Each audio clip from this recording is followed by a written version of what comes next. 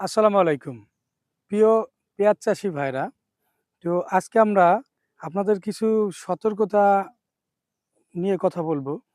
এই এখন কিন্তু আপনারা অনেক কৃষক পেঁয়াজের বীজতলা তৈরি এবং পেঁয়াজের বীজতলায় বীজ রোপণ শুরু করে দিয়েছেন। তো বাংলাদেশের যে আবহাওয়া বর্তমানে চলতেছে, তো বাংলাদেশের ১ তারিখ থেকে ৫ তারিখ পর্যন্ত বৈরী আবহাওয়ার সম্ভাবনা আছে। বৈরী আবহাওয়া বলতে দিনের কিছু অংশ রোদ, কিছু অংশ বৃষ্টি। তো এই ঘন বৃষ্টি মানে কিছু অংশ বৃষ্টি, রোদ এইভাবে কিন্তু বীজগুলা আপনার বীজতলা থেকে নষ্ট হয়ে যেতে পারে। এর থেকে বাঁচার উপায় একটাই, আপনার বীজতলাগুলো আপনি ৫ তারিখের পরে শুরু করেন।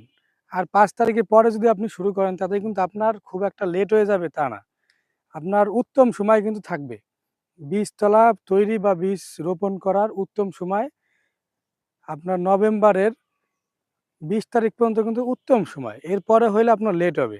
তো এর আগে আপনি উত্তম সময় পাচ্ছেন। তো অত তাড়াহুড়া না করে এই ভুলটা করবেন না। এখন বীজতলা তৈরির কাজটা বন্ধ রাখুন। এতে আপনার লাভ হবে, লস হবে না। কারণ পেঁয়াজের বীজের যে দাম আপনারা জানেন, বিভিন্ন দামের পেঁয়াজের বীজ আছে।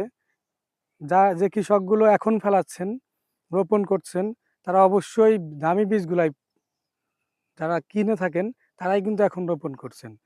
তো এই যে সময়টা চলছে, আপনারা বীজ ফেলাই দিলেন তাড়াতাড়ি বেশি লাভের জন্য। কিন্তু অথচ যদি বীজগুলা নষ্ট হয়ে যায়, আপনাদের কৃষক ভাইরা বিপুল একটা অঙ্কের কিন্তু আপনাদের লস হয়ে যাবে।